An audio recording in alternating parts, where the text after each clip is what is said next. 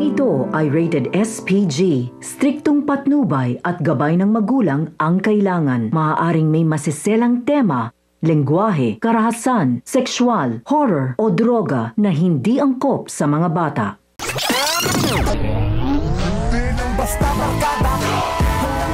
Wala nang kawala itong si David sa pagpapanggap niya bilang tanggol dahil si Tinding na mismo ang puputol sa kayabangan ni David. Samantala, tuwang-tuwa nga itong si David dahil hindi nga tumutol si Don Facundo sa gustong mangyari ni David na ligawan nito ang kanyang apo na si Catherine. Naisip nga ni David na malaking sagabal si Pablo sa kanyang mga plano kay Catherine. Kaya naman naisip ni David na kunin ang loob ni Pablo. Kaya kahit labag sa kanyang kalooban ay ilalapit niya ang kanyang sarili kay Pablo upang kaibiganin ito.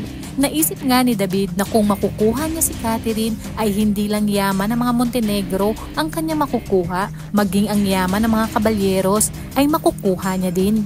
At sa kanya na umano iisipin kung paano niya tutuluyan si Pablo. Habang si Tinding naman ay siguradong sigurado siya na si David ang kanyang nakita. Kaya naman hindi niya na tinigilan si Catherine at tinanong niya na ito. At dahil nga sa sama ng loob ni Catherine kay Bettina ay si Tinding ang pumalit at ibinigay niya kay Catherine ang panguunawa at pag-intindi sa dalaga. Kaya naman tuluyan ang bumigay si Catherine kay Tinding.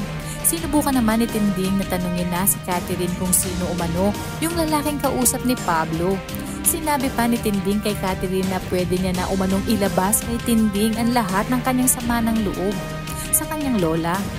At handa umano siyang makinig sa dalaga nang sa gayon ay maibsan ang bigat na nararamdaman ni Catherine.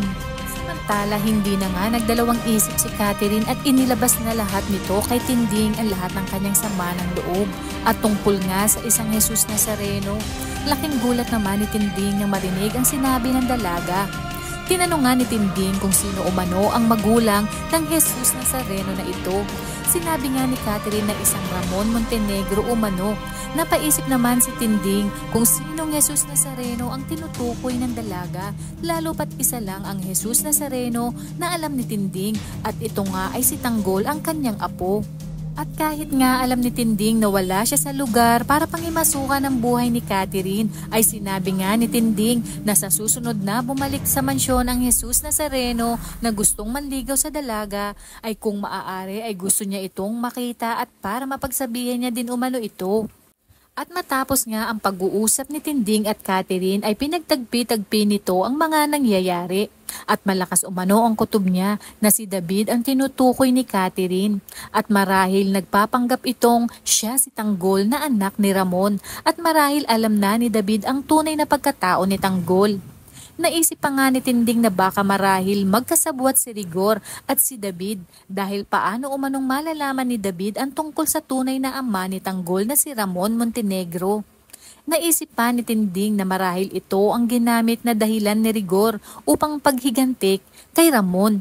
Kaya naisip nitong magpanggap si David bilang Tanggol na anak ni Ramon.